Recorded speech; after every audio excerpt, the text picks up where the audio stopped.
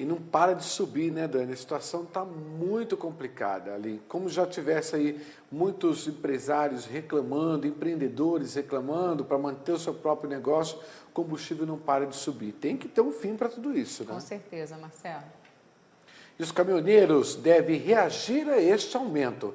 Lideranças da categoria querem discutir a possibilidade de uma paralisação. Pois é, a mobilização ainda não tem data para acontecer, mas quem vai trazer as informações sobre essa movimentação é o repórter Leandro de Souza. Boa noite, Leandro.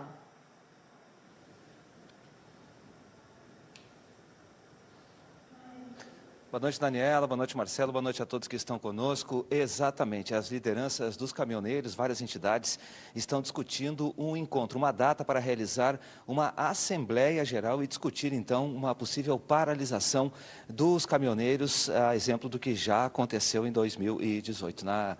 Segundo os caminhoneiros informaram, essa data ainda não foi marcada e eles, inclusive, editaram uma carta aberta ao presidente Jair Bolsonaro, onde pedem o cumprimento dos compromissos que foram assumidos pelo governo para reduzir os impostos dos combustíveis. Segundo uma promessa feita pelo presidente Jair Bolsonaro, no dia de hoje, o Ministério da Economia iria anunciar a redução, a tarifa zero dos impostos federais sobre os combustíveis. No entanto, até agora, nenhuma portaria foi publicada no Diário Oficial da União, portanto, eles ainda ficam no aguardo. Nesta carta aberta, que foi feita pelos caminhoneiros, pela Associação Brasileira dos Condutores de Veículos Automotores, a ABAVA, eles indicam, inclusive, de onde pode sair o recurso para financiar o barateamento do combustível para os caminhoneiros. Segundo eles, o governo federal, ainda em outubro do ano passado, editou um decreto dando isenção do ICMS e do Imposto sobre Produtos Industrializados, reduzindo, na verdade, a carga tributária de 8% para 4% sobre os refrigerantes. E segundo um estudo que foi feito pela Receita Federal, somente essa redução de impostos vai impactar em mais de 5 bilhões de reais em termos de arrecadação para o governo federal. Segundo os caminhoneiros, o recurso deveria sair dessa redução, já que eles propõem que o governo, então, faça a reversão desta redução de imposto, ou seja, de 8% para 4%, que é aplicado sobre as bebidas na Zona Franca de Manaus.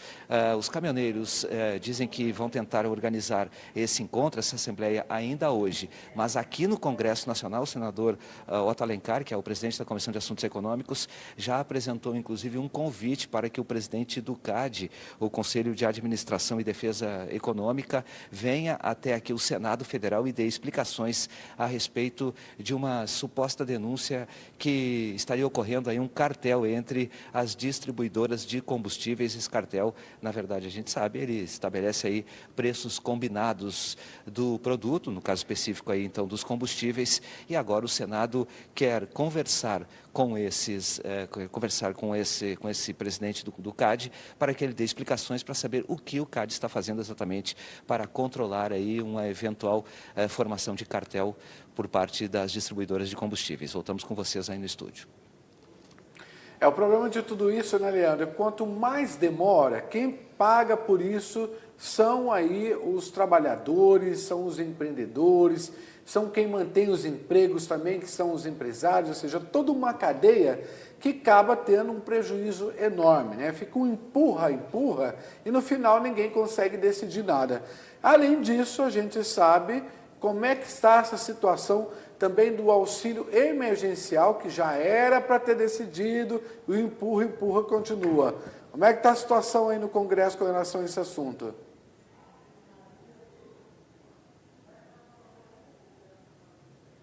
Tudo isso que você falou, Marcelo, acaba gerando uma tensão bastante grande na própria sociedade. Inclusive, os agentes econômicos já fazem até uma previsão de alta na inflação para o próximo ano, algo que a gente, inclusive, já falou aqui com expectativa de começo do aumento da taxa de juros já a partir do final do mês de março, início do mês de abril, alguma coisa que a gente já vinha falando, que o governo vem bastante preocupado em relação à pressão sobre os preços e E o significado que isso acaba gerando é, na verdade, um aumento de inflação. Por causa disso, também toda essa tensão que está sendo gerada acaba se refletindo também aqui no Congresso Nacional. Já desde a semana passada, havia a expectativa de que o senador Márcio Bittar apresentasse o texto da PEC emergencial, aquela emenda constitucional que vai criar travas para que haja um controle de gastos do poder público, governos municipais, estaduais e também do governo federal, e ela abre a porta para a criação do auxílio emergencial por meio de uma medida provisória que vai ser enviada aqui para o Congresso Nacional, abrindo um crédito extraordinário, ou seja, a venda de títulos no mercado para a captação de pelo menos 33 bilhões de reais para atender algo em torno de 30 milhões de pessoas, que é o público que é atendido aí por esse auxílio emergencial que acabou no fim do ano passado, em dezembro do ano passado. Segundo o governo tem soltado aí algumas informações, o valor do auxílio emergencial deve ficar em torno de R$ 250, R$ 300 e deve ser pago entre os meses de março e junho deste ano. Mas o texto, segundo as lideranças do governo, ainda está sendo fechado.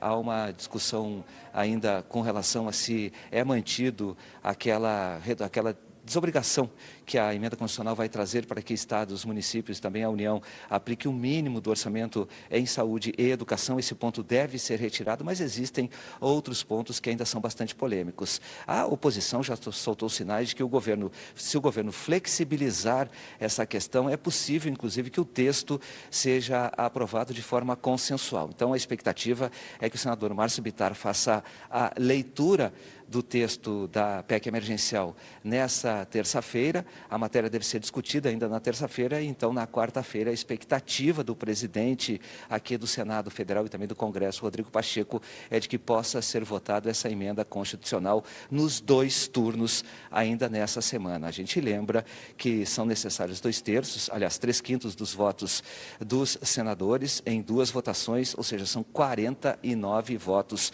dos 81 senadores. Uma outra informação, também amanhã, que o presidente da Câmara, o deputado Arthur Lira, faz uma reunião por volta do meio-dia o presidente da Câmara, Arthur Lira, faz uma reunião com os governadores para falar a respeito da questão do combate à Covid-19. Há muita preocupação dos governadores em relação ao cumprimento do Plano Nacional de Imunizações, e então eles vão conversar aqui com o presidente da Câmara para tentar encontrar uma solução, já que houve um certo mal-estar durante todo o dia de hoje. 19 governadores assinaram um documento reclamando das postagens do presidente Jair Bolsonaro, que publicou informações aí dando conta de que o governo federal liberou recursos para o combate à pandemia da Covid-19.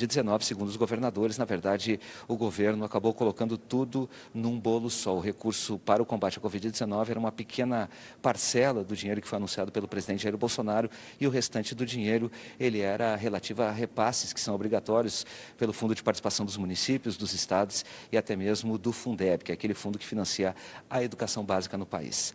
Daniela, Marcelo. Leandro, além dessas pautas super importantes que você citou para a gente agora, hoje é segunda-feira, a gente já estima que a semana seja bastante movimentada por aí. Conta para a gente, então, como é que está a expectativa para a semana aí no Congresso? Quais assuntos podem aí entrar na pauta de discussão?